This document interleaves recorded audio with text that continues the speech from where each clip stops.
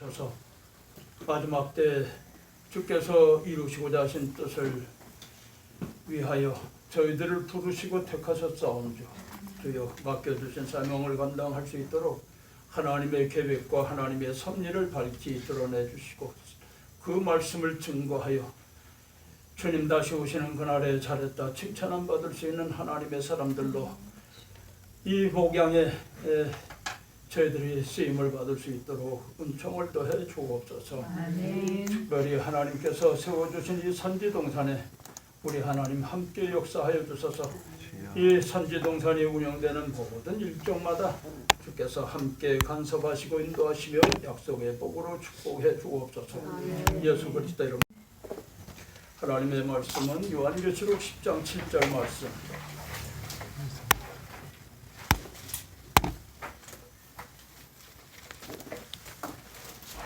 우리 다 같이 한번 암송해 보시겠습니다.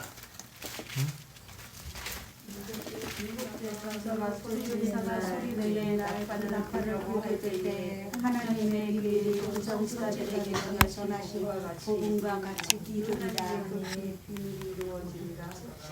지나갈 시간을 이어서 계속해서 말씀을 전하도록 하겠습니다. 이제 앞으로 남은 시간이 기말 고사 종강 13일이니까 3주 남았나? 신구약 성경 여러분들이 연구하는 그 성경을 연구할 때에 어떠한 방향에서 맥을 잡아서 연구를 해야 되느냐 하는 것을 남은 시간 동안 여러분들에게 강의를 하고자 합니다. 그러니까 여러분들이 꼭 살펴보시고 그리고 노트 필기하셨다가 필기만 하시고 덮어놓으면 소용이 없어요. 그걸 다시 열어서 여러분들이 연구하셔야 돼요. 아시겠죠? 여기 연구를 하면 그 말씀을 깊이 우리가 하나님의 계획과 하나님의 비밀이라는 것을 우리가 깊이 깨달을 수가 있어요. 그러니까 여러분들이 꼭 명심하시기 바랍니다. 지나간 시간에 잠시 우리는 말씀을 통해서 무엇을 보았느냐 하면 창세기 내용은 뭐라고 그랬죠? 하나님이 일을 이렇게 시작하셨 하나님께서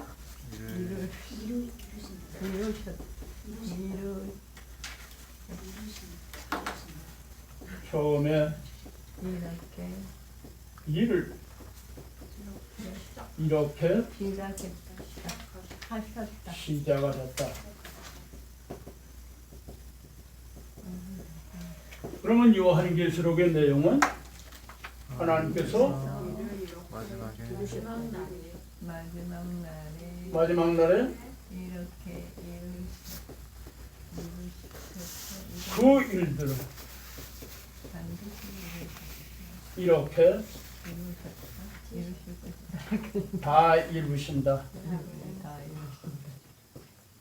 잊어버리는 것도 신령한 은사야. 자주 잊어버려. 그러니까 하나님께서 처음에 일을 이렇게 시작하셨다.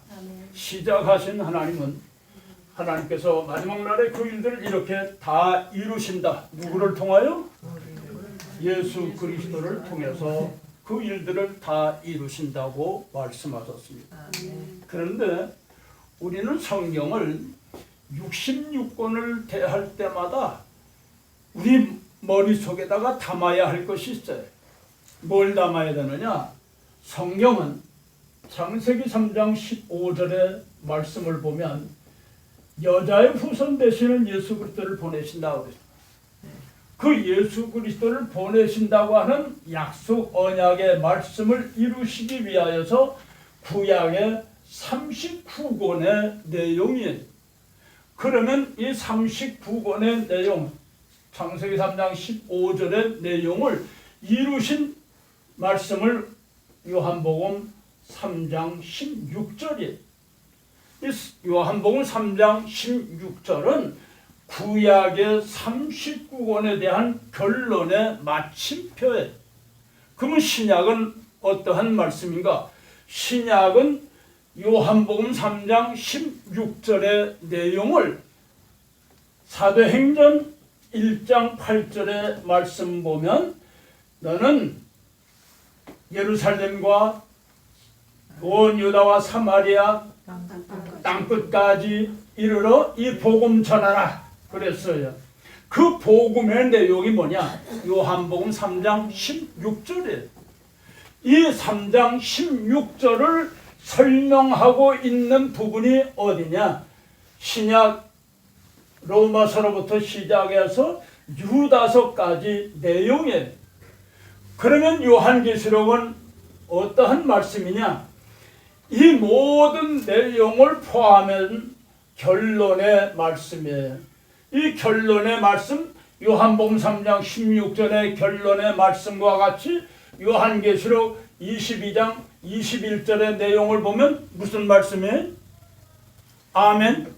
주 예수여 옷이 없어서, 옷이 없어서. 아멘. 주 예수여 옷이 없어서. 여기에는 초림의 주님께서 세상에 오심에 대한 마침표를 찍으셨고, 그리고 요한계시록 22장 21절에서는 다시 오실 주님에 대한 말씀에 대한 마침표를 찍으셨어요. 요한계시록 10장 7절의 내용은 구약의 선지자들과 신약의 종들로 하나님의 비밀을 나타내 주셨는데, 그 나타내 주신 것을 다 이루신 것을 요한계시록 10장 7절에서 말씀을 주셨단 말이에요. 이게 결론의 장이에요. 그런데 이 말씀을 결론을 내시면서 무엇을 말씀하셨느냐 하면, 일곱째 천사가 소리내는 날, 일곱째 나팔 불 때에 나팔 사건을 말씀하셨어요. 나팔 불 때에 마지막 하나님께서 언약하신 약속의 말씀과 같이 다 이루신다고 이와 같이 말씀을 주신 것이, 이것은 구약의 내용이나 신약의 내용이나 동일하다.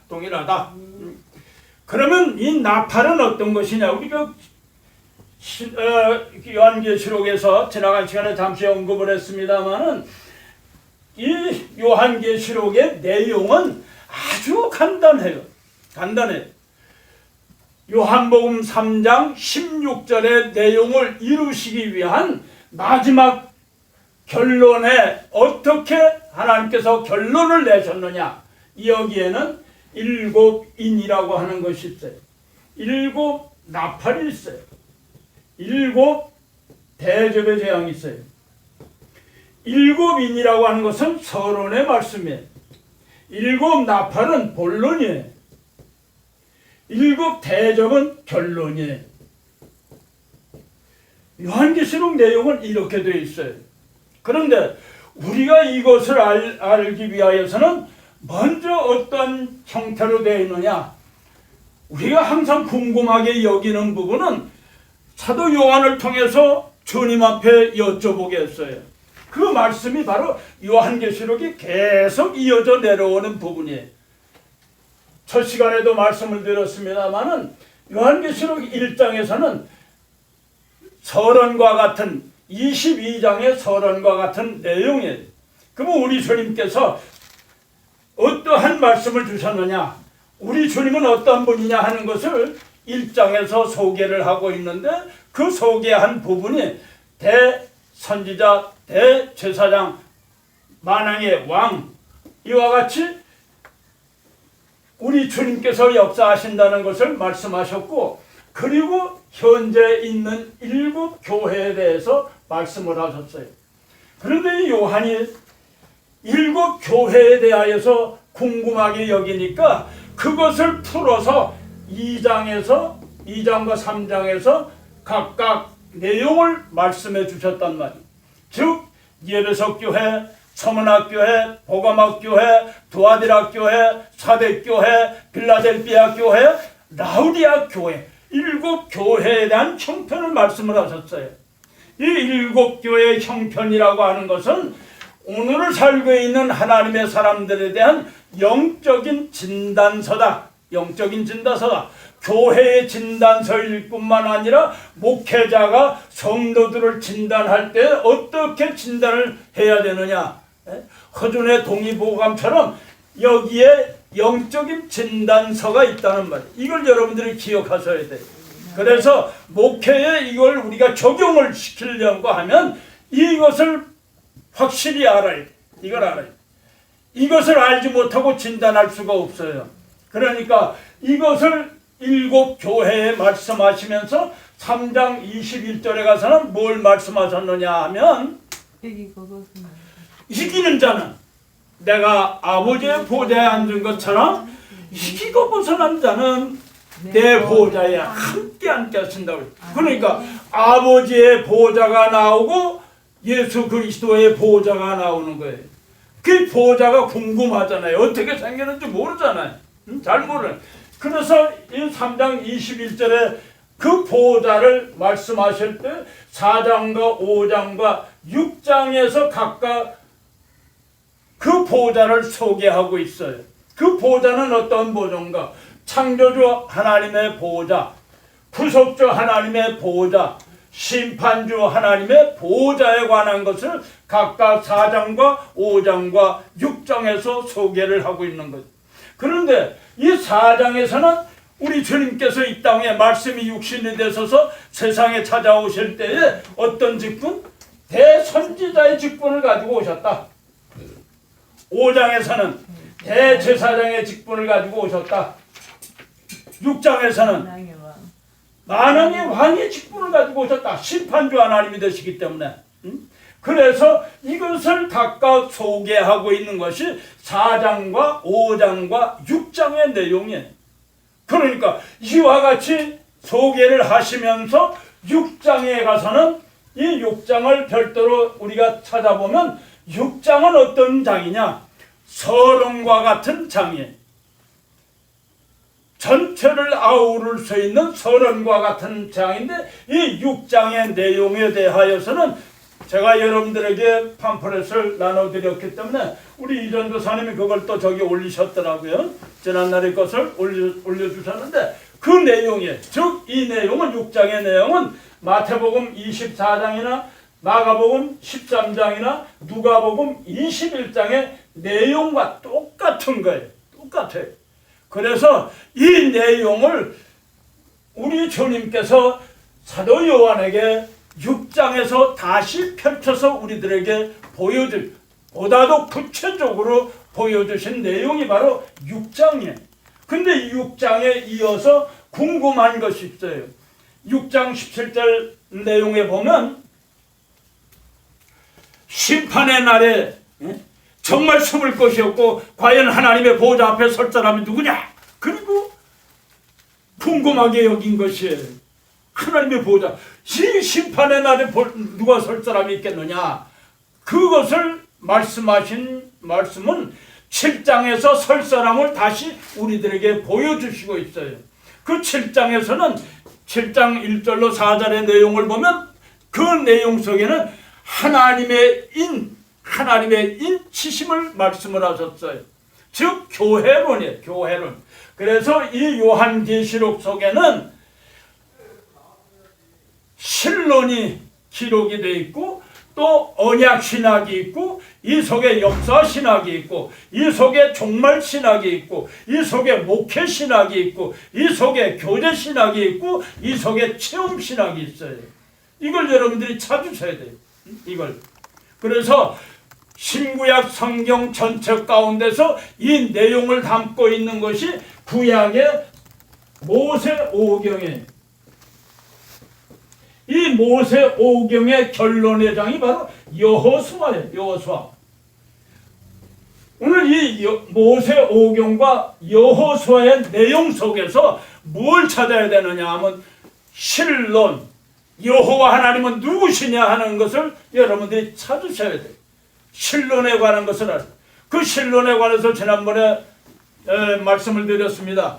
창조주 하나님, 구속주 하나님, 심판주 하나님 되시는 예수 그리스도께서 말씀이 육신이 되셔서 세상에 찾아오실 때에 대선지자의 직분, 대제사장의 직분, 그리고 만왕의 왕의 직분을 가지고 찾아오셨다. 이 신론의 핵심이에요. 핵심.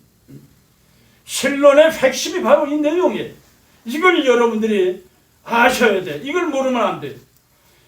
다른 거 우리가 다 잊어버린다 해도 내가 믿는 하나님은 누구시냐 하는 부분에 대해서 여러분들이 확신해야 돼. 그 하나님이 나의 하나님이시오 나의 하나님 아버지가 되신다는 것을 확신해야 돼. 그래야 성도들에게도 신론에 관한 것을 내가 믿는 하나님이 누구냐 하는 것을 바로 가르쳐줘야 돼. 그걸 알지 못하면 어떻게 돼? 그럴까? 그런가? 뭐 이렇게 됐잖아요. 응?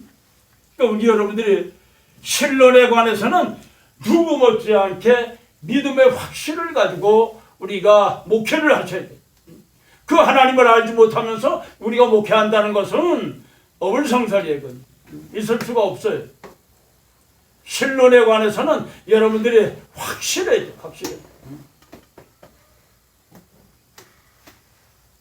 마태복음 16장에서도 주님께서 그러셨잖아요. 제자들에게 물으실 때 그래 나를 누구라 하느냐? 나를 누구라 하느냐? 그럼 너희는 나를 누구라 하느냐? 응? 여러분들이 자문자답 하셔야 돼요. 나는 주님을 어떤 분으로 모시는가? 나는 예수 그리스도를 어떤 분으로 알고 있는가? 이게 가장 소중해요. 실은 세상 사람들이 이런 어수선한 세대 속에서 묻잖아요. 당신의 하나님은 이 시대에 어떻게 역사하고 계시느냐 묻잖아요. 물을 때 여러분 어떻게 대답하시겠어요? 응? 내가 믿는 하나님은 이런 하나님이시다. 이렇게 확신을 가지고 우리가 증거해야 되잖아요. 그러니까 신론에 대하여서 여러분들이 확신을 가지고 그 하나님 앞에 우리가 쓰임을 받는 존재들이라는 것을 여러분들이 아셔야 돼요. 그러니까 이런 것은 바로 이 모세오경, 구약에는 모세오경, 신약에서는 이와 같이 말씀을 하셨단 말이에요. 똑같아요. 요한계시록의 내용이나. 그러니까 이런 것을 우리가 살피면서 이 내용 속에 구약에도 신론 또한 언약신학이 있고 또한 역사신학이 있고 종말신학이 있는가 하면 그 속에는 목회신학이 있어요. 그 목회신학이라고 하는 것은 모세는 어떤 목회를 했느냐? 이걸 우리가 찾아봐야 되잖아요. 대표적인 것이잖아요. 신약에는 누구예요? 모세의 복음가는 누구예요? 사도 바울이 있잖아요. 사도 바울이 그래 했고 베드로가 그래 했고 그 대표적인 목회는 둘 다 합해가지고 목회는 어떤 목회? 누구의 목회? 예수 그리스도의 목회잖아요. 주님께서 이 땅에 오셔서 어떻게 목회를 하죠? 나는 양의 목자가 되신다고 했잖아요. 선한 목자라고 그러셨어요. 어떻게 인도하셨느냐? 이것이 대표적인 분이 바로 예수님이에요. 예수님이 이 땅에 오셔서 짧은 시간에 목회를 하셨잖아요. 이 목회를 우리가 본받아야 돼요. 그러니까 이 목회를 우리가 표준을 삼아야 돼. 우리의 표준은 예수 그리스도, 그리고 구약에서는 모세, 신약에서는 사도 바울, 이와 같은 목회가 담겨져 있어요. 이것이 바로 모세오경에 담겨져 있는 목회고 또 신약의 요한계시록에 통하여서 담겨져 있는 목회, 이걸 여러분들이 기억하셔야 돼요. 그러니까 이 목회를 바르게 한다고 하는 것은 우리 심령 속에 예수 그리스도의 목회를 우리가 표준을 삼아요. 주님께서 어떻게 목회를 하셨는가? 그 표준을 보면 우리의 목회가 한치 오차도 없이 하나님 영광을 위해서 우리가 목회할 수 있어요. 그러니까 모세의 목회 표준이 딱 하나잖아요. 목표가 뭐예요? 모세의 목표, 사도 바울의 목회의 목표가 뭐였어요? 예? 정결한 전전도사님 뭐? 모세를 십계명 예? 주들에게 생명 바치는 거. 예수 이뤄가는 거. 아우 그냥 속에서 우물우물 하지 말고 가나안으로 인도하는 거. 정확하게 대답을 해야지. 애굽에 말씀을 가나안 땅으로 고린도전서 10장 31절과 네? 고린도전서 빌립보서 1장 31절. 20절의 말씀과 같이 하나님 영광 무엇을 하든지 하나님 영광, 예수 그리스도 이름을 존귀, 이 목회를 했잖아요. 예? 거기에 가치관을 가지고 그 목회를 했어요. 먹으나 사나 입으나 먹으나 죽으나 사나 이게 다 하나님 영광 예수 그리스도를 이름을 존귀케 하는 일에 그는 목회를 하다가 순교했잖아요. 이것이 중요해요.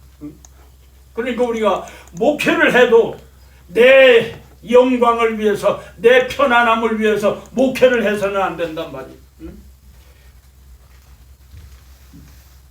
세상에 사업하기가 힘들어서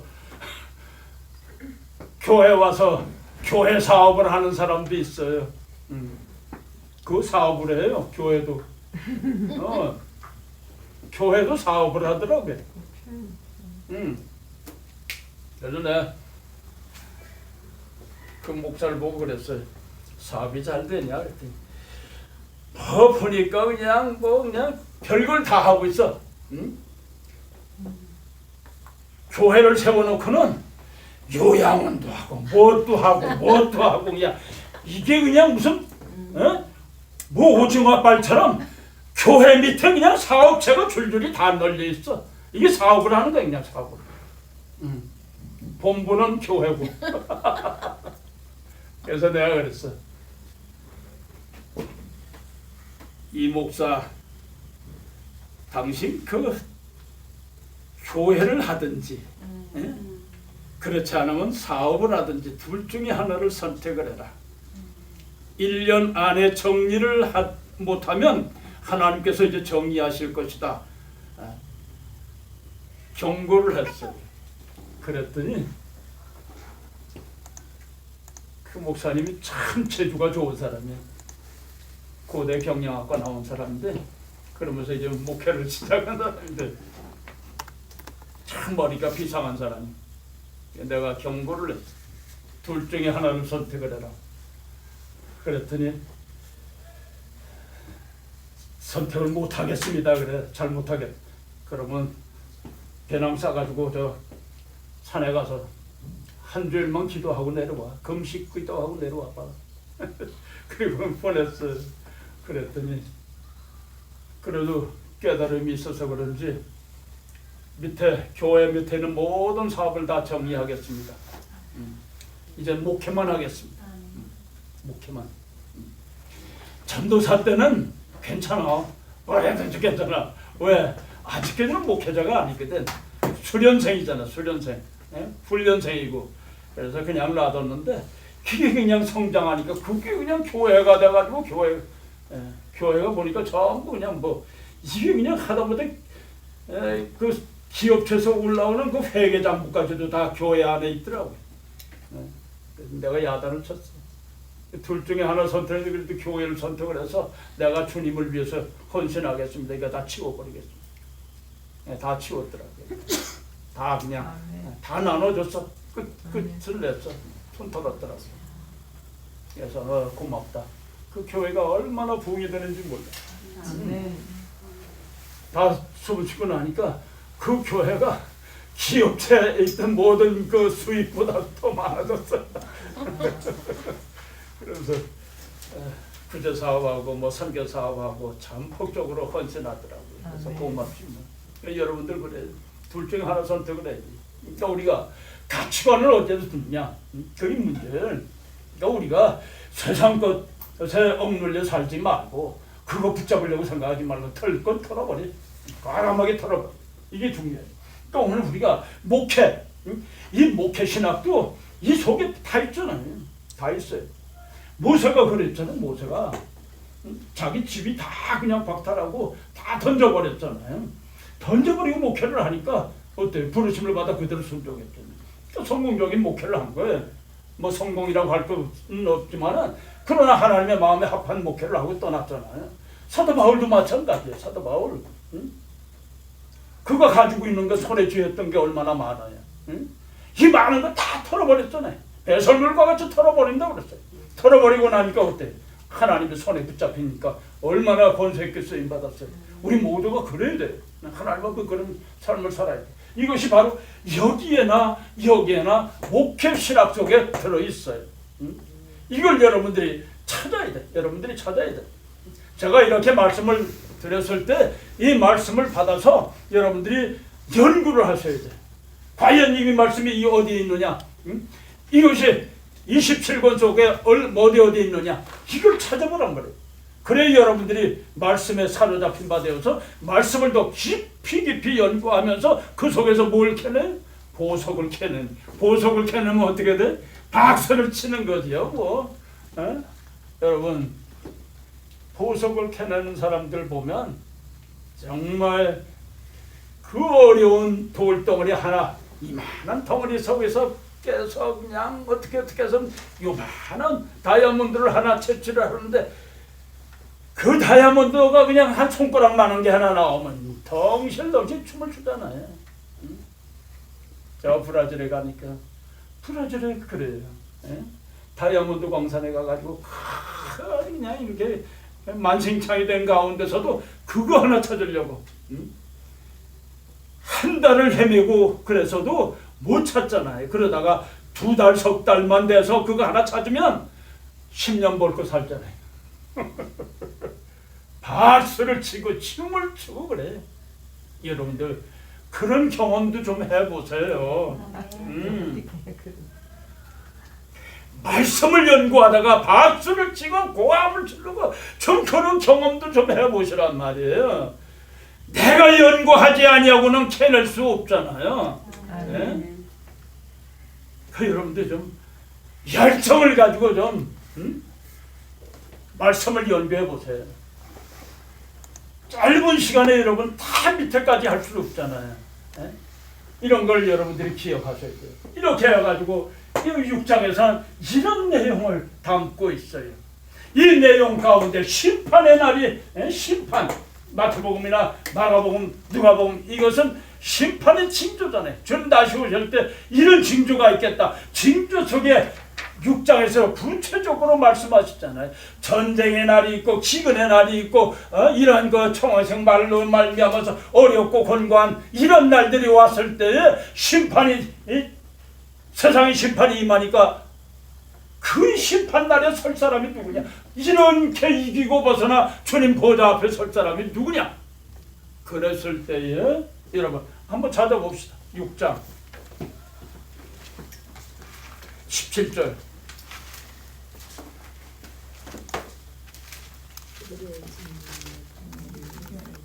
크게 읽어요 좀. 그들의 진노의 큰 날이 되었으니 누가 능히 서리요하더라. 아니 그들이 진노의 큰 날이 이르렀으니 누가 능히 어떻게? 서리요. 진노의 날이 임하는데 주님 앞에 설 사람이 누구냐? 그럴 때에 우리 주님께서 7장에서 그래 이런 사람이 선다. 그리고 설명하고 또 있잖아요. 그것은 하나님의 인침을 받는 자, 하나님의 성령의 인침, 교회론이에요. 교회론. 교회론뿐만 아니라 목회자들의 사명이 그 속에 담겨져 있잖아요. 하나님의 인을 치게 하는 것이 바로 우리 여러분들의 사명이에요. 여러분들의 사명. 교회의 사명이 바로 그것이에요.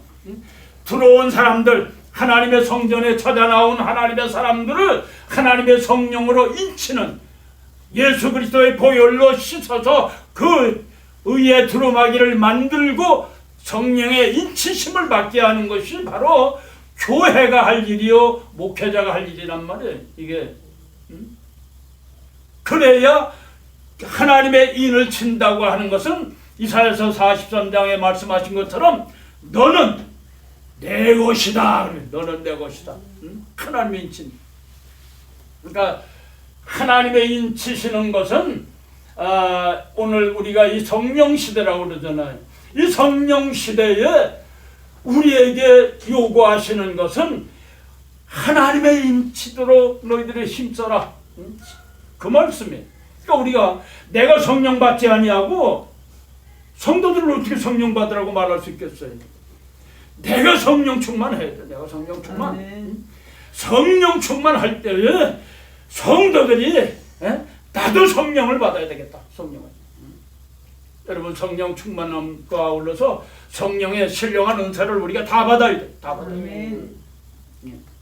성령의 은사만큼은 욕심을 내도 괜찮아. 아멘. 세던도 욕심을 내세요. 욕심을 내서 성령의 은사가 고린도전서 12장과 13장에 각각 은사를 말씀하셨는데 이 로마서에도 있고 은사를 찾아보니까 42가지가 돼요. 42가지가. 전체를 통틀어서 살펴보니까 42가지가 있더라고요. 그러니까 여러분들이 그런 은사를 다 받아야 돼. 다 받아야 돼. 우리가 개척교회를 하려고 할 때는 하나님께서 개척교회를 하기 위하여서 새로운 은사를 주신다고요. 무슨 은사일까요? 말씀 은사. 가장 신유. 쉬운 거. 신유자. 치유의 은사. 치유의 은사. 왜? 성도들이 몰려오잖아요. 아멘. 몰려와요.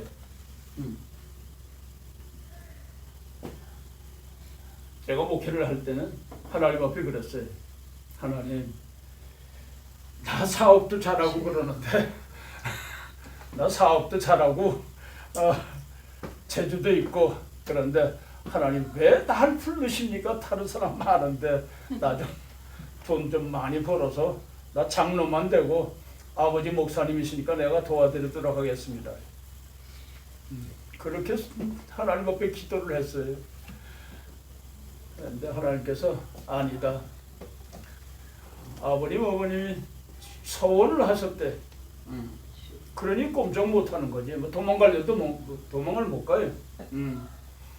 우리 할아버님의 이북 그 신우주에서 한경중 목사님 당회장으로 계실 때 영수님으로 계셨어요.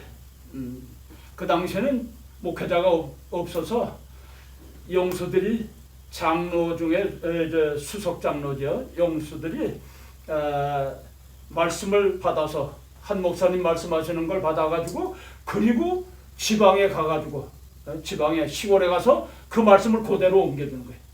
그래서 그러니까 그렇게 이제 내려오는 집안이 돼서 할아버님 때 그랬고 그래서 한경중 목사님은 제가 그 영락교회 그 건축할 때 머릿돌 속에 우리 이름이 다 들어가 있어요.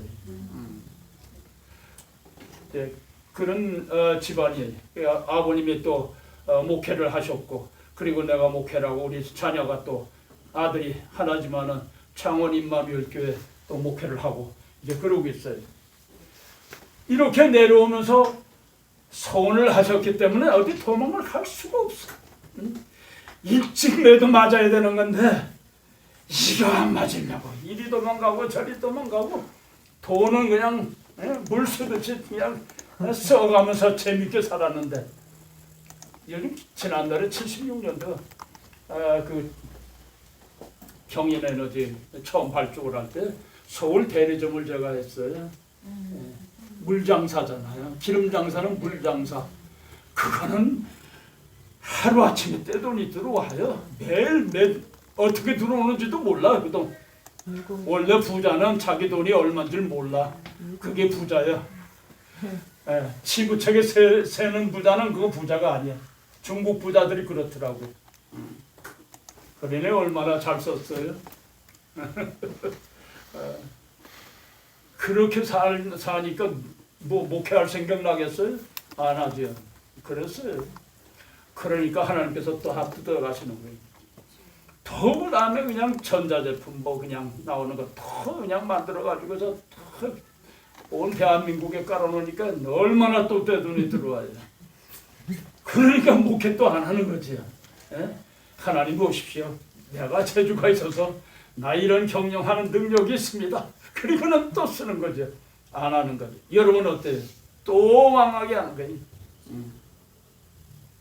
들어오기는 하는데 이게 어떻게 새 나가는지 다 없어져 버려요. 그렇게 하기를 5번을 했어요. 5번. 그 다음에 마지막으로 손 들고 나오지 않으면 너 죽인다. 사형 선고까지 받았어요. 어쩔 수 없잖아요. 안 죽으려고 하니까. 그래 2손 들고 나와서 할 때에 뭐라고 했느냐 하면 하나님 제가 하기는 하는데 그 대신에 나 비참한 목회하지 않도록 해주세요. 저 밑에서 그냥 이리 굴러다니고 저리 굴러다니는 저런 목사들 되지 않도록 내가 하나님 앞에 기도했어요. 교만한 마음이지. 그 교만한 마음에 그게 아직도 그게 남아있는 거예요. 자존심이 남아있고 그런 게 아직 남아있어서 그런 기도를 한 사람이 그 얼마나 못됐어요. 정말 쳐죽여서도 얼마든지 벌써 쳐죽였을 텐데 그래도 생명을 부지시켜가지고 그래도 끌어다가 또 쓰시느라고 그래서 두 손 들고 나왔죠. 그래서 목회를 시작한 거예요. 저도 몇 살 때 하신 거예요? 그럼 회개했죠. 네. 회개했지. 몇 살 때? 몇 살 때? 예? 몇 나이가 살 때? 어떻게 됐을 때 하잖아요. 36, 그 처음 뭐 14년을 도망다녔어요. 다은 씨도 안 늦었네. 그러니까 저는 그렇게 저는 마흔인데. 도망다니면서 마흔인데. 아니 몇살 난 늦었어 나도. 사로잡혔을 지금 때에 100세시대요. 여러분 하나님께서 나 보장하시면 나는 목회할 수 없습니다. 그 당시에 신영길 목사님 뭐 그냥 다 그런 분들이 그냥 펄펄펄펄 뛰면서 목회를 할 때인데 성령 충만해가지고 우리 한국 교회 성령 충만할 때잖아요. 네. 그러니까 그걸 보니까 저도 그럼 나도 성령 받아야 되겠네. 하나님 그 아버님은 이제 늘 산상기도에 늘 가셔서 기도하시고 그러신 모습을 늘 봤잖아요. 그러니까 나도 이제 산에 가서 기도하는 거예요. 하나님 앞에 부르짖어 기도하면서 나도 성령 충만 주십시오. 근데 어느 날 기도하는데 눈이 확 뜨집니다. 캄캄한 밤중에 밑에 모든 전경이 나는 눈을 감고 기도하는데 다 보이는 거예요. 환하게 보여요. 보니까 기도원에서 누가 들어갔다 나왔다 밤에 1시, 2시에 들어갔다 나왔다는 모습이 다 보여요. 그래서 내가 기도 끝난 다음에 내려와서 물어봤어요. 그랬더니 어떻게 보셨어요? 그래. 들어왔다 나왔고 다 보여준 그대로로구나. 신령한 은사를 보여주시는 거예요. 그러니까 그런 은사를 주시면서 그 다음에 치유의 은사를 주시다. 병자들을 낫게 하는 손을 얹는 즉 우리 주님께서 목회하신 대로 얹은 즉 폐병 환자가 낫고 미친년이 낫고 그러니까 소문이 나잖아요. 소문이 나. 그러니까 확 몰려들잖아요. 이 몰려들 때 잘 퇴로를 막아야 되는데 막질 않고 그냥 놔두면 고침만 받고 다 도망가 버려. 그러니까 여러분들이 그거 알아야 돼. 목회할 때는 치료의 은사를 줘서 치료를 받으면 말씀으로 치료를 받았으면 은혜를 받게 했으면 빠져나가지 않도록 뒷문 잘 잠가놔야 돼. 그게 중요해. 어떻게 참 그 자리에 앉아서 목회 잘할 수 있도록 신앙생활을 잘할 수 있도록 하는 것이 중요하단 말이에요. 말씀 가르쳐야 돼요. 그러니까 여러분들이 꼭 명심하세요. 목회할 때는 항상 여러분들에게 신령한 은사를 다 주세요. 다 주신다고. 그 은사를 주실 때에 정말 하나님 앞에 감사해야 돼요. 감사. 남발하지 말고. 저는 이제 이것을 말할 수 있는 이제 그 단계까지 왔기 때문에 여러분을 위하여서 얘기하는 거예요. 여러분들 그런 은사를 받았다고 절대 내색해서는 안 돼. 내색하면 안 됩니다. 지나가면서 손 한 번 톡 쳐도 그 사람이 어디 아픈 게 나아요. 주님께서 목회를 그렇게 하셨잖아요. 38년 된 그 혈류병연자가 여인이 와서 그냥 옷자락만 만져도 낫잖아요. 사도 바울도 마찬가지고 그런 목회를 하시란 말이에요. 그런 목회. 그것이 바로 능력의 목회요. 하나님의 권세를 가지고 있는 사람들의 목회 방법이에요. 그게 진정한 목회 방법이란 말이에요. 내가 가서 그냥 기도해줘서 나서 그냥 벌벌 뛰는 거 물론 좋죠. 그런데 그러다 보면 목회자가 교만해져요. 거만해지고 교만한 마음이 들어가요. 내가 이렇게 된다고요. 내가 들어가면 안 돼. 목회는. 그러니까 부를 때에 우리는 겸손한 마음으로 기도해주고 하나님께 영광을 돌려라. 아멘. 내가 회개하고 그리고 기도하니까 이렇게 나는 것이다. 하나님 영광. 목회자에게 필요한 은사로 말미암은 그런 역사지만은 그런 것을 다 우리 하나님 영광으로 예수 그리스도 이름으로 이와 같이 영광을 돌려드릴 수 있는 자가 되란 말이에요. 그러니까 그걸 표현하지 말고 그냥 지나가. 얼마나 좋아요. 응? 질병이 있고 환자들이 있어도 박수 한 번 하는 거로 그 병이 낫는단 말이에요. 그러니까 여러분들이 그런 권세를 가지셔야 돼요. 하나님께서는 여러분들 개척교회를 하실 때는 그런 은사들을 주신단 말이에요. 그런 은사. 그걸 여러분들이 기억하셔야 돼요. 그러니까 그걸 남용하지 말고 자랑하지 말고 입에 내지 말고 여러분들이 마음속에 그냥 간직하고 그냥 기도해 주세요. 그랬을 때 우리 목사님 손만 만질 때 찌릿하네. 감각이 와서 이상하네. 내 몸에 다 낫네. 이렇게 돼요. 그러니까 여러분들이 꼭 이런 권세를 받으셔야 돼요. 이게 구약에 모세에게는 신약에는 사도 바울에게 또한 베드로에게 이와 같이 사도들에게 주신 하나님의 특별하신 은사란 말이에요.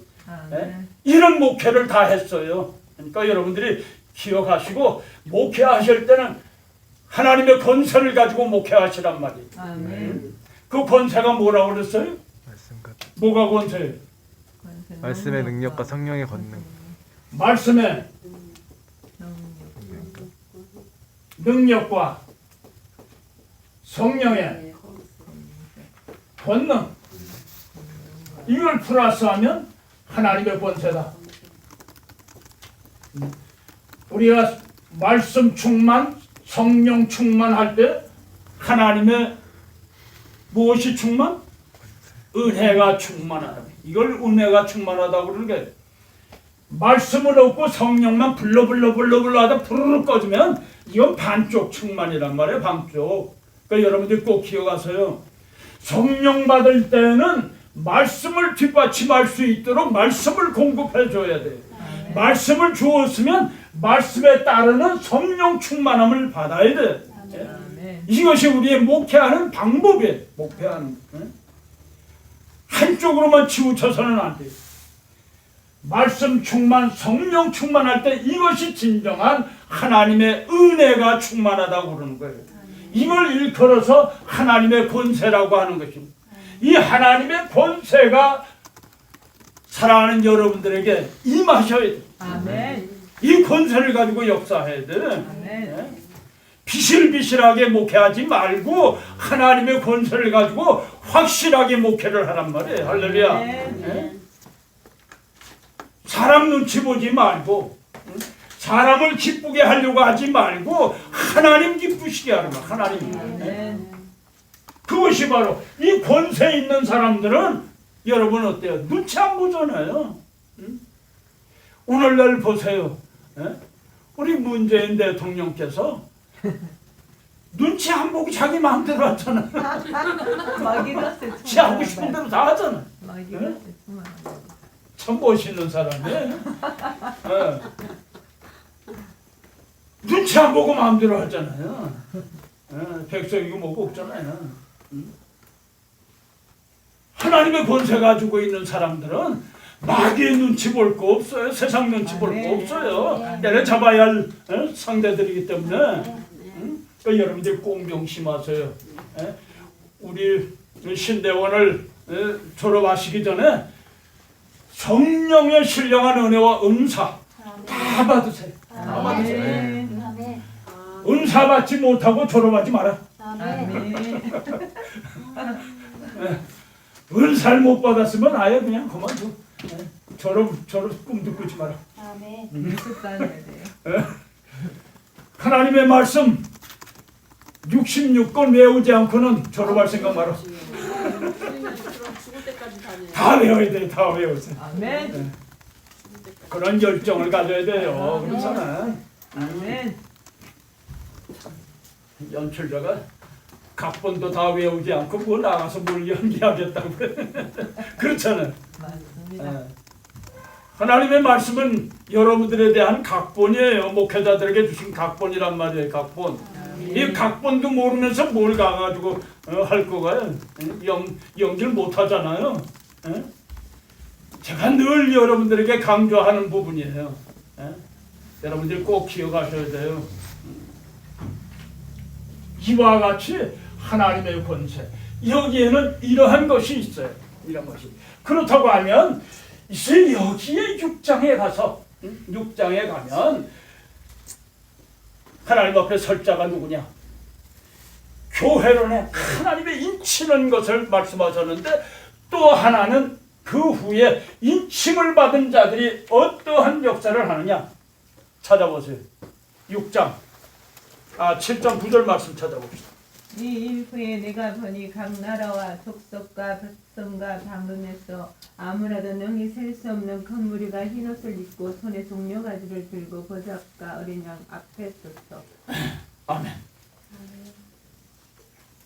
내가 보니 6장 17절에서는 누가 서리요 그랬는데, 이 17절에는 이렇게 7장 9절에는 이렇게 말씀하시죠. 일부에 내가 보니 각 나라와 족속과 백성과 방언에서 아무라도 능히 셀 수 없는 큰 무리가 흰 옷을 입고 손에 종려 가지를 들고 보좌 앞과 어린 양 앞에 어떻게 서서. 아멘. 예수 그리스도의 보좌, 하나님의 보좌 앞에 서는 사람이 누구라고 그랬어요? 누구라고 그랬어요? 흰옷을 입고 예? 어떤 사람이 선다고 그랬어요? 각 나라와 족속과 백성과 방언에서 아무라도 능히 이 사람이 다 누구예요? 믿음의 사람. 예? 하나님의 자녀. 이 사람이 누구예요? 어떤 사람이 여기에 해당되는 거예요? 이게 바로 사도행전 1장 8절의 내용을 가지고 복음을 전한 사람들이잖아. 여러분들이 복음 전한 사람들이 돼야 돼. 사도행전 1장 8절의 말씀을 보면, 여러분 보세요. 사도행전 1장 8절 다 같이 함성해 보십시다. 서 성령이 너희에게 임하시면 너희가 권능을 받고 예루살렘과 유다와 사마리아와 땅끝까지 이르러 내 증인이 되리라 하시니라. 여러분들이 증인이 되어서 복음을 전하니까, 복음을 전한 사람들이 주 앞에 서는 자들이 되어야 된단 말이에요. 할렐루야. 복음을 전해들은 하나님의 사람들이, 복음 전해들은 여기에 여기에 4절 이하에 14만 4천이라고 했는데, 여기는 이스라엘 백성들의 선택받은 자들이고, 그 다음 9절에서는 하나님의 복음으로 말미암아 이와 같이 하나님의 성령의 인치심을 받은 자들이 서는 사람들 있잖아요. 서는 사람. 그래서 이 선 사람을 그 다음에 14절에 뭐라고 말씀하잖아요. 14절 말씀 계속해서 한번 읽어보세요. 네가 바로된 내 주여 당신이 알리다니 그가 나더러 이르되 이는 큰 환난에서 나오는 자들인데 어린 양의 피로 어떻게? 그 옷을 씻어 희게 깨끗하게 씻어서 씻은 받은 사람들이라고 했어요. 예수 그리스도의 보혈의 증거로. 그러니까 오늘 우리가 이런 사람들을 우리가 복음을 전해서 하나님의 사람다우게 양육하는 것이 되어야 돼. 그러니까 사도행전 1장 8절의 내용과 같이 우리가 복음 전해줘야 돼. 복음 전해야 돼. 땅끝까지 이르러 복음. 그래서 여러분들이 전하는 복음의 말씀을 듣고 그로 말미암아 구원받아 예수 그리스도의 피로 씻음을 받고 어린 양의 피로 씻음을 받은 하나님의 사람, 성령의 인침을 받은 사람들이 어디에 서서? 하나님의 보좌 앞에 서는 사람이 된다. 아멘. 예수 그리스도의 보좌 앞에 서는 사람이 돼야 돼. 아멘. 이것이 필요하다면 이거. 그러니까 여러분들은 이 교회는 바로 하나님의 성령의 인치심을 받게 할 뿐만 아니라 말씀을 통해 가지고 새롭게 말씀 중간에 이게 필요한 거예요. 여러분들의 목회가 이것이 떨어지면, 이 말씀과 성령이 떨어지면 안 돼. 이게 항상 가치가 있어요. 우리가 하나님 앞에 서는 존재들은 어떤 존재들인가 여러분 한번 살펴보세요. 지난 시간에도 말씀을 드렸습니다만 에베소서 1장 13절의 말씀을 한번 기억하시고 그 내용 속에 어떤 내용이 있다고 그랬죠? 인침을 받은 자 영광과 복음을 참고의 신앙 첫째는 말씀을 진리의 말씀 듣고 그 다음 말씀을 받고 그리고 믿어 믿고 그 다음 인치심을 성령으로 인치심을 성령 받고 이 삼고의 신앙이에요. 삼고신앙. 우리의 목회는 이와 같이 말씀을 듣고 그리고 믿고 그 다음에 성령 받고 인치심을 받아요. 이렇게 받은 사람들이 어떤 사람이냐? 이런 사람들이 어떻게 돼? 이런 사람들이 예배서서 14절 함께 지체가 되고 거성이 함께 약속에 삼장. 구속 6절 영광 3장 6절 6절 네, 이방인들의 복음을 그래서 말미암아 말씀을 드렸죠. 뭐라고 그랬어요? 함께 후사가 되고 함께. 후사가 함께 후사가 되고 부사가 되고 함께 지체가 함께 되고 지체가 되고 함께 약속에 참여하는 참여하는 약속에 자. 참여하는 자가 된다고 그랬어요. 약속에 참여하는 자. 네. 이렇게 된 하나님의 사람들이 듣고 믿고 성령 받은 하나님의 사람들이 함께 후사가 되고 함께 지체가 되고 함께 약속에 참여하는 자가 된단 말이에요. 이와 같은 과정을 거친 사람들이 바로 어디에 서느냐? 요한계시록 7장 9절의 말씀과 같이 하나님의 보호자 앞에 서게 된단 말이에요. 이 사람들이 어린 양의 보호자에 함께 기업으로 유업으로 받게 된단 말이에요. 할렐루야. 아멘. 그러니까 여러분들이 이 목회는 바로 이러한 목회, 이렇게 목회를 하나님께서 시키셨어요. 말씀 속에 우리들이 목회를 어떤 방법으로 해야 되느냐 하는 것을 제시하고 있어요. 이렇게 제시하고 있다고. 이걸 알아야 되는데 이걸 알지 못하고 엉뚱하게만 하면 안 된다. 우리는 하나님의 말씀 가운데서 찾으셔야 돼요. 이 말씀 속에서 언약의 신학, 역사 신학, 종말 신학에 대한 것을 확실히 구분할 수 있어요. 그 가운데서 내가 해야 할 목회가 무엇이냐, 내가 체험해야 할 일이 무엇이냐, 내가 또한 나누어야 할 교제가 뭐냐, 이거를 우리가 분명히 해야 된다. 이걸 분명하게 하지 않으면 세상 것이 우리 목회에 들어오기 시작하면 균열이 가기 시작하는. 교회가 왜 깨어지느냐? 세상 것이 들어오면 균열이 생겨요. 우리 심령 속에도 마찬가지예요. 우리 심령 속에도 이와 같이 하나님의 말씀의 능력과 성령의 권능으로 말미암아 사로잡혀서 목회를 하고 내가 내 심령이 그런 신앙생활을 해야 되는데 한쪽에 말씀이 떨어져 나가고 성령 충만만 쫓는다고 하면 균열이 생긴단 말이에요. 균열. 우리 심령 속에 균열이 생겨요. 이 틈바기 속에 무엇이 들어와요? 마귀라는 놈은 침을 흘리고 찾아 들어온단 말이에요. 조심해야 돼. 조심해야 돼. 이걸 막아야 돼. 이걸 막아야 돼. 우리가 말씀 잘 본다고 하면서 기도 생활하지 않는 사람들은 성령의 권능이 어떻게 돼? 소멸이 되잖아요. 소멸이 돼. 힘을 잃어버리는 거예요. 성령의 권능이 힘을 잃어버리고 말아요. 그것은 바로 중의적으로 우리가 기도함으로 말미암아, 기도는 하나님의 보호자에 닿는 전선줄이잖아요. 전선줄. 말씀의 전 플러스 마이너스 성령의 줄, 말씀의 줄이 하나님의 보호자에 닿아서 날마다 공급받아야 목회자가 바른 목회를 할 수가 있어요. 그렇잖아요. 이것이 한쪽이 끊어지면 병이 난단 말이에요. 병이 나. 그럼 여러분 꼭 기억하세요. 여러분 목회 한다고 그냥 말씀만 연구한다고 그러지만 기도 생활 안 하면 한쪽 선이 끊어지는 거랑 똑같아요. 아멘. 그러니까 여러분 기억하세요. 목회자는 기도하는 시간, 그거는 설정을 해놓고 그 시간만큼은 여러분이 기도하기를 힘써야 돼요. 어떤 경우에서도 기도는 빼놓으면 안 돼요. 우리 주님께서도 시간을 정해놓고 기도하셨잖아요. 겟세마네 동산에 늘 나가셔서 기도하셨잖아요. 응? 우리 주님께서 뭐가 답답하셔서 기도하셨겠어요. 우리에게 본을 보여주셨잖아요. 선한 목자로서 본을 보여주신 거예요. 우리들에게. 응? 매사에 목회를 이 땅에 오셔서 계시는 동안에 그 목회 방법, 모든 방법을 우리에게 다 보여주셨어요. 다 보여주셨어요. 이걸 여러분 꼭 기억하세요. 아멘. 이걸 기억할 때에 비로소 이런 하나님의 권세를 가지고 우리가 역사하여. 아멘. 그러니까 여러분들이 목회자가 게을르기 시작하면 그 속에 게으른 만큼 세상 것이 들어와요. 마귀라는 놈이 찾아 들어온단 말이에요.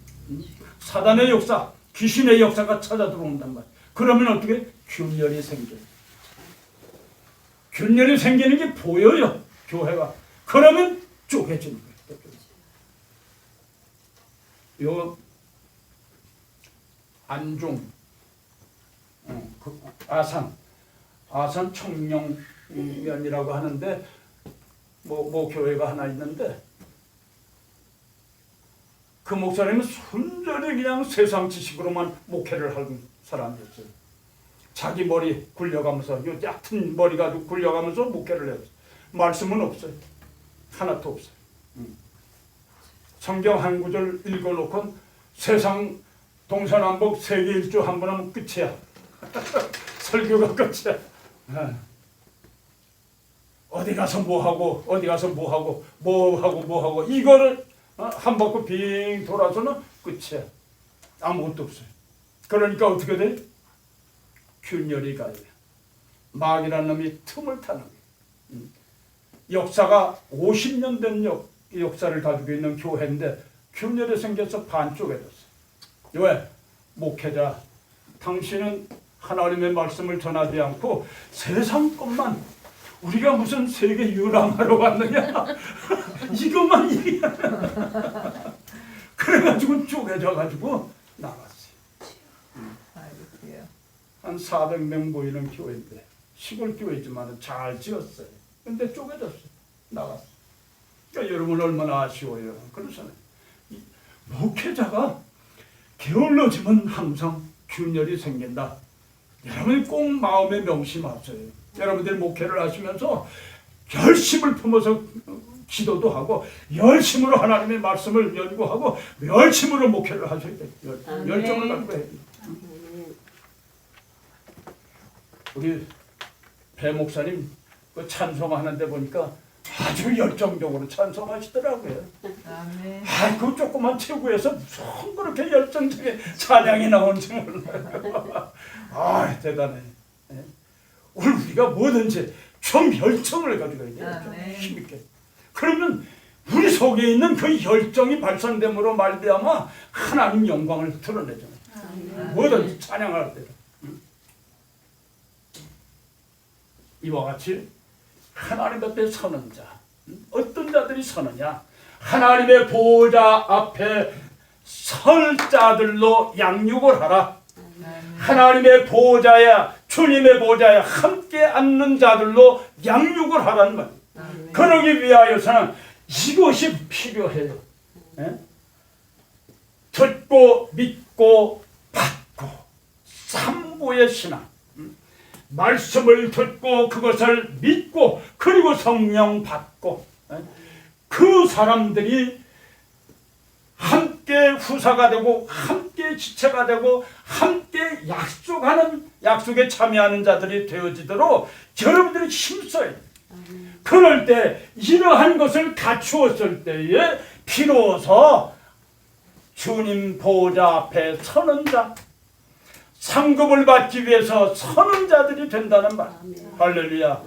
이것을 가르치고 있는 것이 바로 요한 계시록의 내용이에요.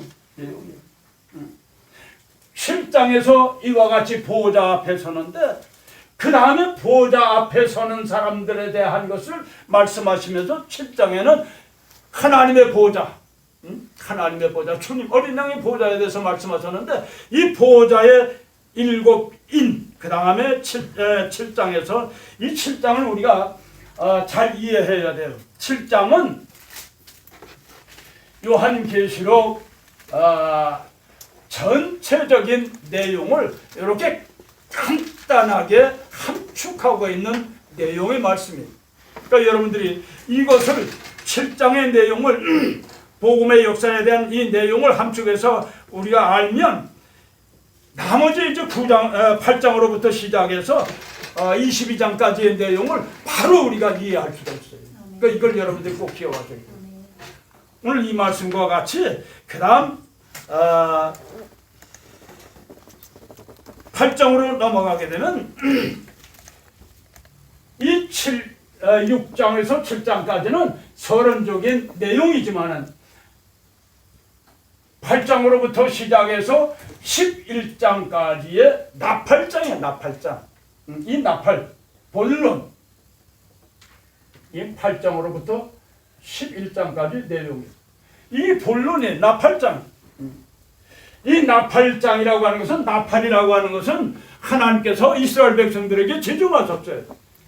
여기서 말씀을 보면 10장의 말씀을 보면 하나님께서 나팔을 만들려고 그랬어요. 이 나팔을 만들 때에 나팔의 효용이 어디 있느냐? 온 백성들을 모을 때는 평음으로 부르라 그랬어요. 평음으로. 그리고 대적하는 자들을 치러 나갈 때는 울려 부르라. 그러니까 나팔을 어떻게 부느냐가 중요한 거예요. 대적하는 자들을 치러 나갈 때는 울려 부르라. 울려 부르라. 그럴 때 내가 너희 앞서 대적하는 자들을 향하여서 나가라. 여러분들이 이 나팔을 다 들려주셨잖아요. 그런데 회중을 모으는 나팔만 불지 말고 우리가 대적하는 자를 향해서 나아가는 울려부는 자들이 울려부는 자. 그래서 이 울려분다고 하는 것이 굉장히 중요해요. 그래서 오늘 계시록 10장 7절에 있는 말씀과 같이 다시 한번 우리 다 같이 한번 암송해 보십시다. 일곱째 천사가 소리내는 날 그의 나팔을 불려고 할 때 하나님이 그의 종 선지자들에게 전하신 복음과 같이 하나님의 비밀 울려불 때 그렇죠? 울려불 때 나팔이 불려부는 거예요. 구약에도 나팔이 있었어요. 구약의 나팔 사건은 하나님께서 그 나팔을 통하여서 어디에 사용하도록 하셨느냐? 가나안을 땅에서 들어갈 때에 나팔을 울려 불었어요. 여리고 성에서 여리고 전투에서 나팔을 불었어요. 앞에 제사장들과 또 제사장들에게 나팔을 들려줘서 그 제사장들로 하여금 울려 불게 했어요. 그리고 7일 동안 7번을 돌게 하셨고 마지막 일했던 날은 7번 돌게 하셨어요. 그래서 7했는데 이 내용이 신약에도 똑같아요. 신약에는 7인, 7나팔, 7대접 똑같아요. 마지막 7째 날 7번 도니까 무엇이 됐어요? 여리고성이 무너졌더라. 마찬가지예요. 신약에도 7나팔 사건에서 7인, 그 다음 7나팔 마지막 나팔 불 때, 마지막 7번째 나팔 불 때 7대접의 재앙을 쏟아부어서 심판하신 거지. 내용이 똑같아요. 구약과 신약. 그러니까 여러분들이 항상 하나님의 말씀을 비교할 때 이런 내용을 비교하셔야 돼요. 이걸 우리가 놓고 비교하면 구약에 내가 신약에서 연구를 하다가 이게 잘 모르겠다 그러면 모세오경을 찾아보세요. 모세오경과 여호수아를 찾으시면 그 해답이 있어요. 그러니까 여러분들이 항상 말씀을 이렇게 대비를 해서 짝이 있어요. 다.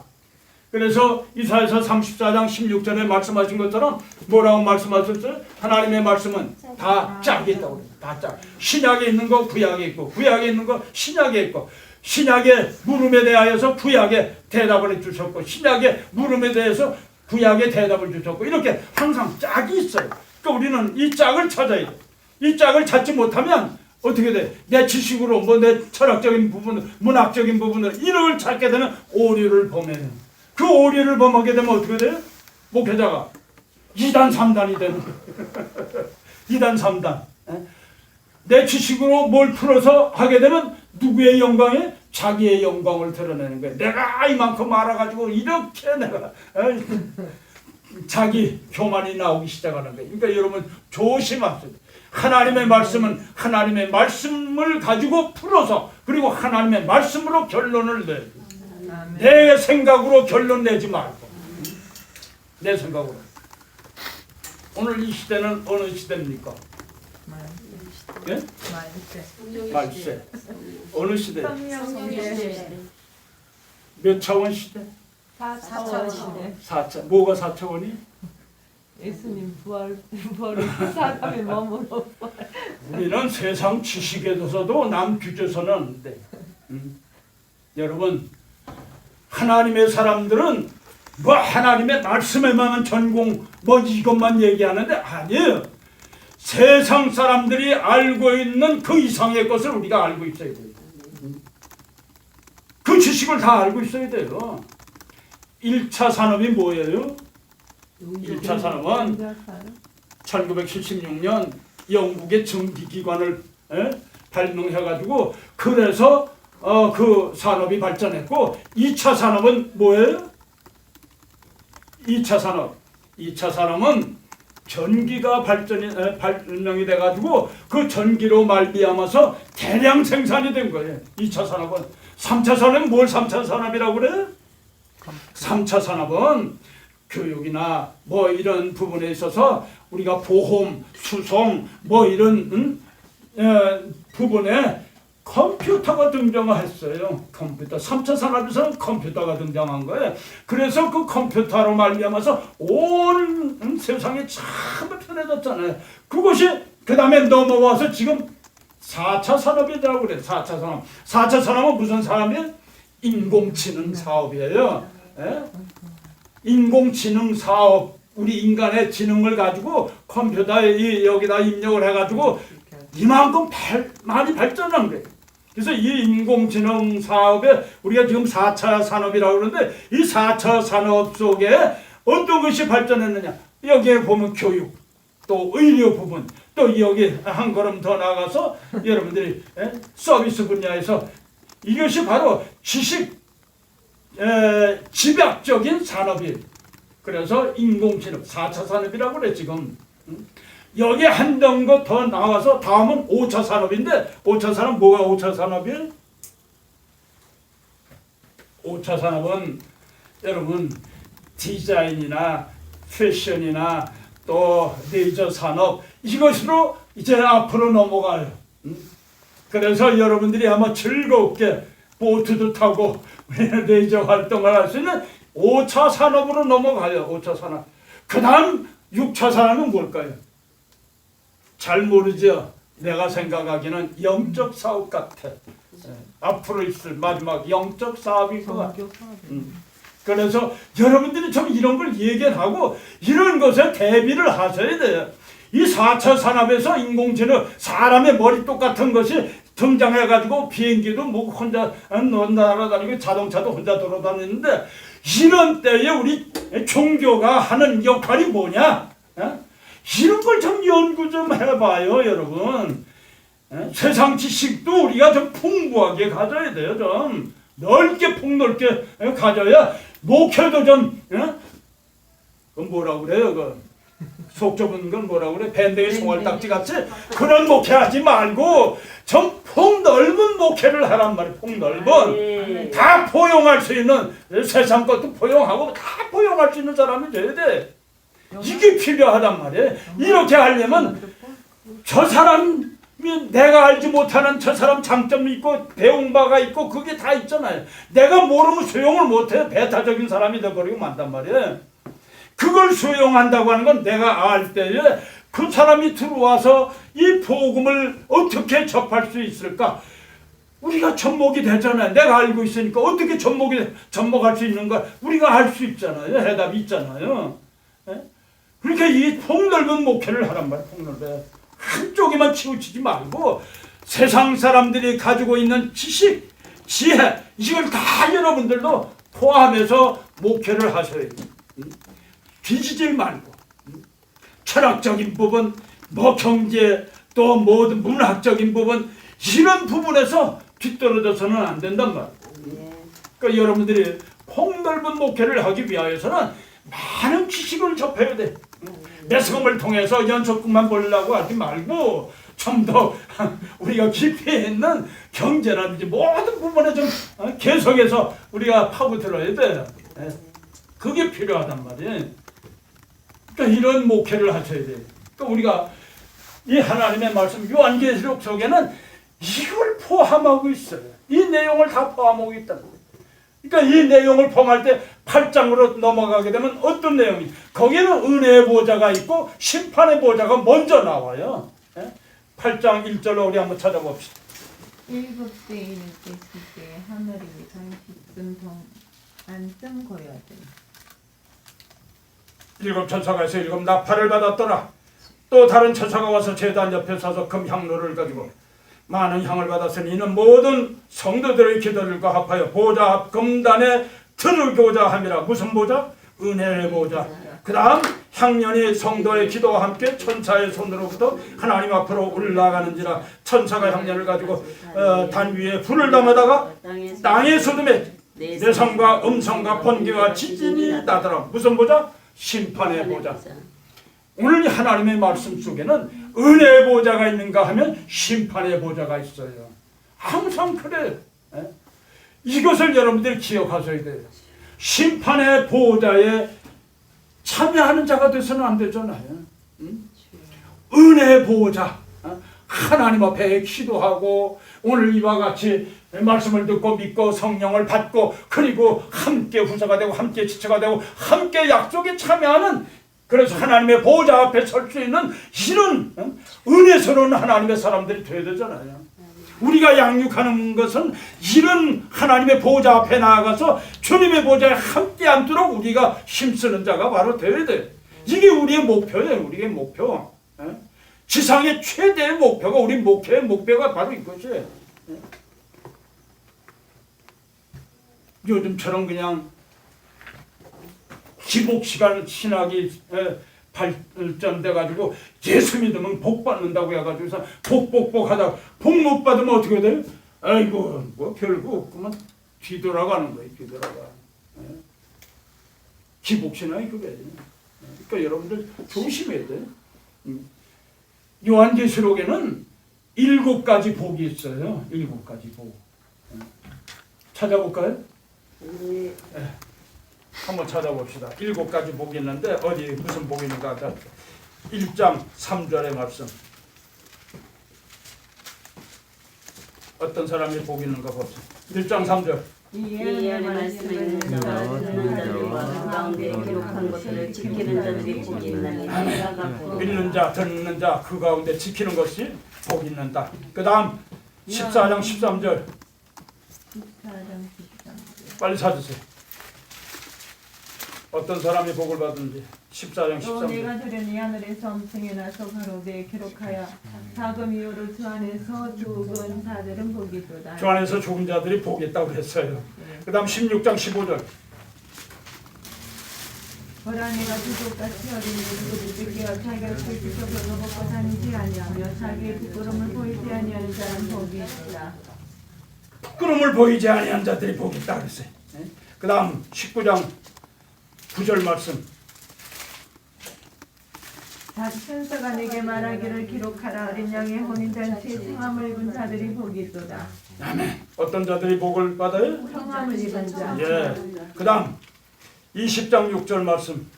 이 첫째 부활에 참여하는 자들은 복이 있고 거룩하도다. 아멘. 무엇이 어떤 자들이 복이 받아요? 첫째 부활에 참여하는. 예. 이 말씀을 여러분 꼭 기억하세요. 이 첫째 부활에 참여하는 자들은 복이 있고 거룩하도다. 첫째 부활에 참여하는 자들이 복이 있다. 그 다음 22장 7절. 보라 내가 속히 오리니 이 책의 연의 말씀을 지키는 자가 복이 있으리라. 아멘. 보라 내가 속히 오리니 이 책에 이 연의 말씀을 지키는 자가 복이 있으리라. 그 다음 22장 14절 말씀. 그 두루마리를 빠는 자들은 복이 있으니 그 두루마기를 빠는 자들은 복이 있니 이는 저희가 생명나무에 나아가 문들을 통하여 성에 들어갈 권세를 그 두루마기는 무엇으로 빨아요? 어린 양 되시는 예수 그리스도의 보혈로 빤 자들 그 사람들은 복이 있다고 이와 같이 7가지 복이 있어요. 요한계시록 복 받는 과정에 복 있는 그 말씀이 바로 요한계시록에 복을 주시기 위한 것. 그러니까 오늘 우리가 성도들을 복을 받게 하기 위하여서 이 말씀들을 우리가 소개해야 돼. 너희들이 복을 받기를 원하느냐? 이 말씀대로 좀 해봐라. 복을 주시려고 하더느냐? 우리 하나님은 언약은 영원하잖아요. 변치 아니하시는 하나님의 말씀이잖아요. 그러니까 복을 받게 하시는 하나님이란 말이에요. 우리들에게 그 복이라고 하는 것은 우리가 받아야 할 복에 대한 내용을 분명하게 가르쳐 줘야 돼요. 그랬을 때에 그들이 복을 세상의 재물은 다 잊어버려도 내 육체의 병이 들어서 정말 비실비실해도 하나님께서 주시는 그 복을 받은 것을 기뻐하고 즐거워해요. 욥의 생활과 같이 다 잊어버리고 다 버려버리고 자기 몸이 그렇게 혼란 가운데 곤고함 가운데 있으면서도 하나님을 원망하지 않고 불평하지 않은 것은 하나님께서 그에게 복을 주셨기 때문에 그래요. 이 복을 받은 사람들이 오히려 하나님을 찬송하잖아요. 주신 자도 하나님이시여 거두어가신 분도 하나님이시대 뭐 불평이냐? 내게 하나도 없는 건데 그렇잖아요. 그러니까 우리가 하나님의 말씀에 사로잡힐 때 이와 같이 우리가 전할 수 있는 거예요. 그랬을 때 진정 내 마음속에 세상 것 떠나가서도 내 마음속에 주로 말미암아 기뻐하고 즐거워하고 감사하고 찬송이 나오는 거예요. 찬송. 할렐루야. 이것을 가지고 우리가 목회를 하시는 사람들이 되죠. 이런 목회자가 목회를 하면서 얼마나 많은 핍박이 있고 환란이 있고 곤고함이 있고 정말 어려운 일들이 얼마나 많아요. 그러나 그런 목회 가운데서 기뻐하고 즐거워할 수 있는 것은 주님께서 우리를 이렇게 보장하시고 나를 인도하셨기 때문에 사도 바울은 자기 직분을 세워주신 것만 해도 하나님 앞에 감사해요. 아멘. 네. 왜? 지난날에 그는 핍박자요, 회방자요, 대적하는 자였잖아요. 부른 자 가운데서 부르시고 택하여서 하나님의 귀한 사도의 직분을 맡겨준 것에 대해서 얼마나 감사한지 감사해서 그는 사도행전 20장 24절에 말씀하신 것처럼 생명보다 내 사명을 더 귀하게 여긴다.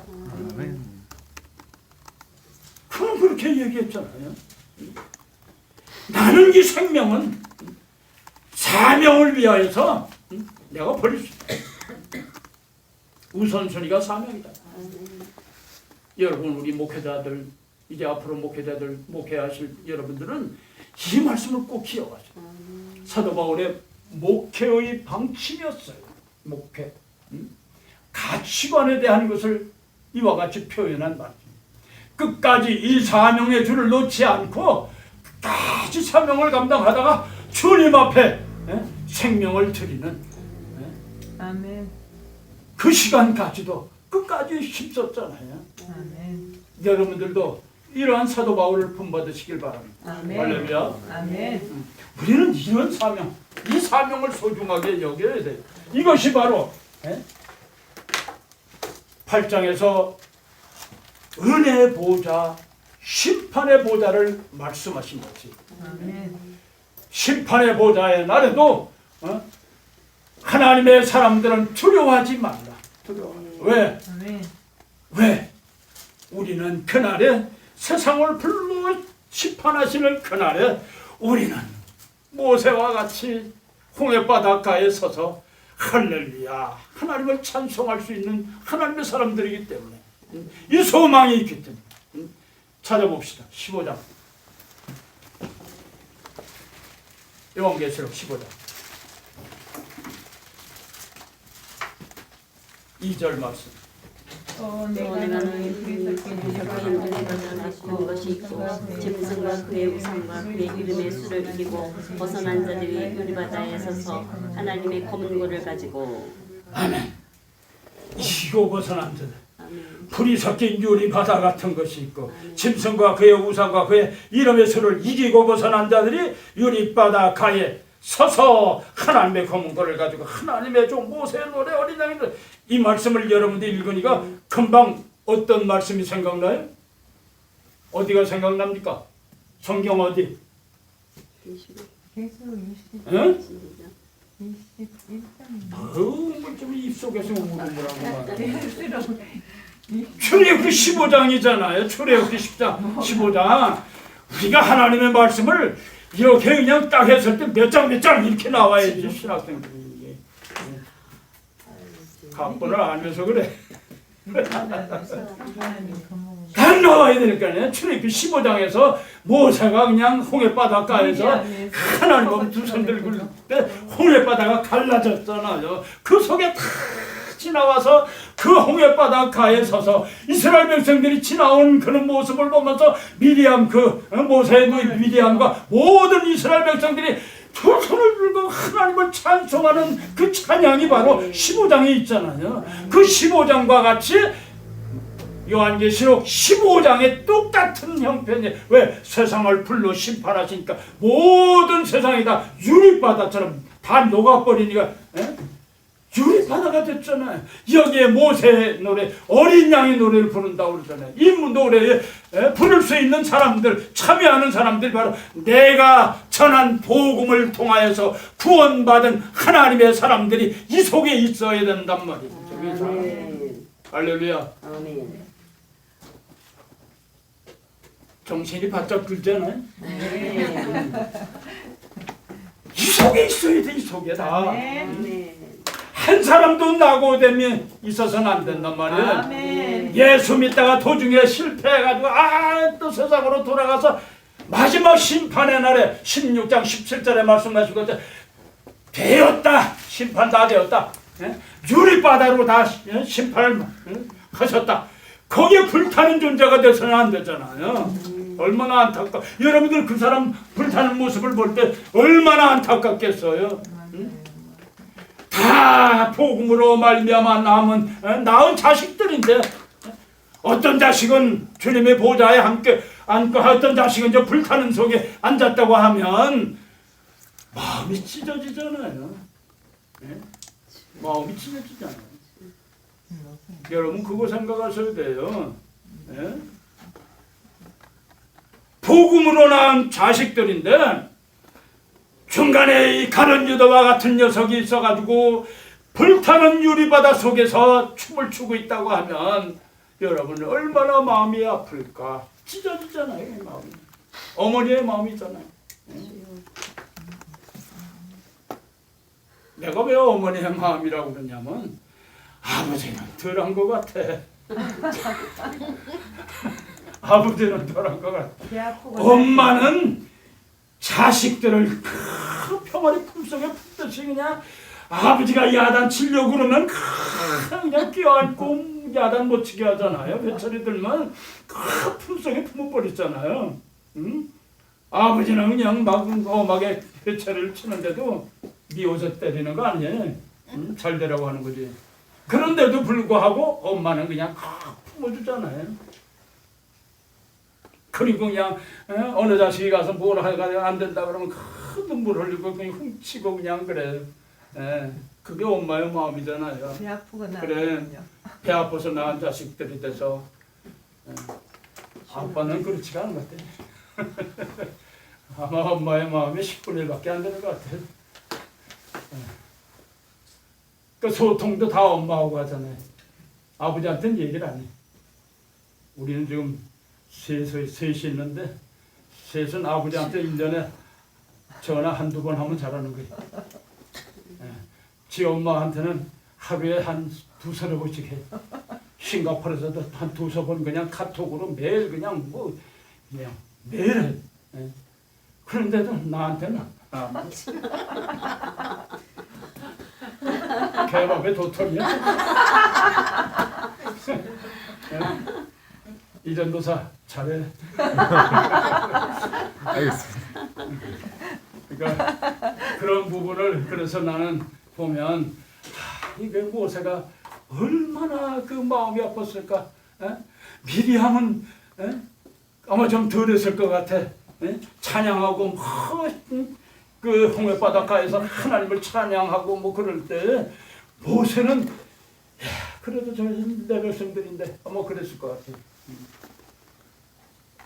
오늘 우리가 그런 마음을 가지고 이 요한계시록을 우리가 연구하면 얼마나 재밌는지 몰라요. 너무너무 재밌어요. 하나 더 어려운 거 없어요.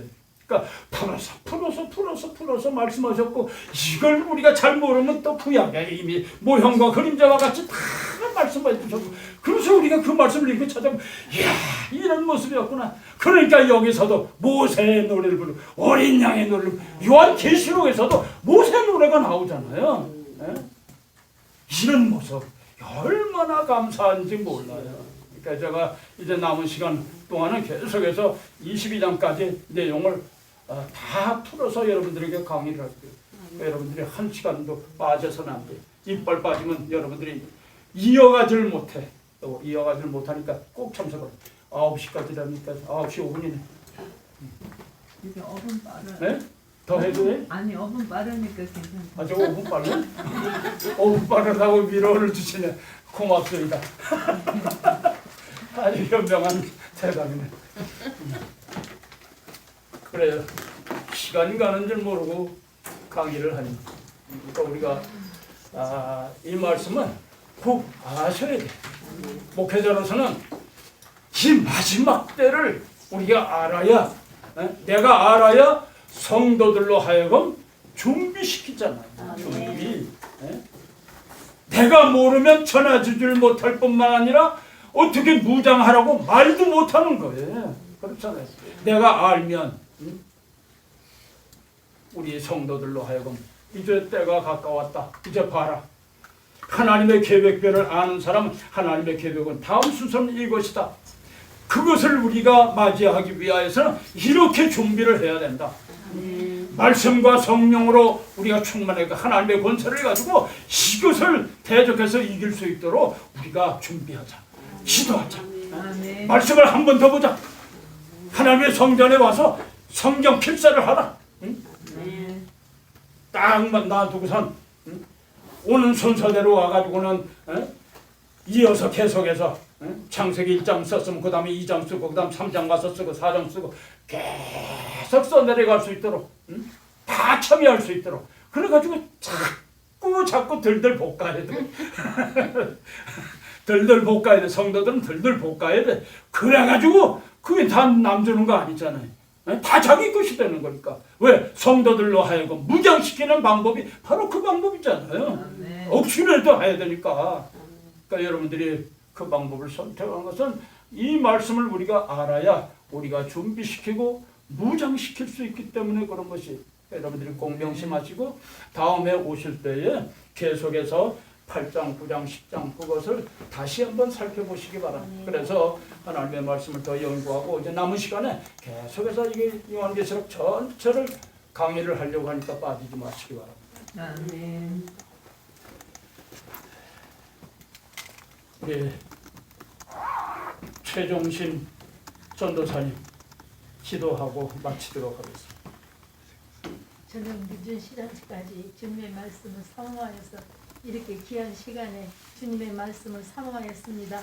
하나님 우리의 삶 속에 오직 주 여호와만이 주님만을 높여드리는 저희들 되게 하옵소서. 참으로 저희들의 삶 속에 주인 되어 주신 우리 저 여호와를 찬양하며 기쁨으로 나아가는 저희들 되게 하시고 이 늦은 시간 집에 가는 동안에도 우리 하나님 함께 하셔서 기쁨으로 감사로 나아갈 수 있도록 도와주시옵소서. 함께 하심에 감사하며 거룩하신 예수의 이름으로 기도합니다. 아멘.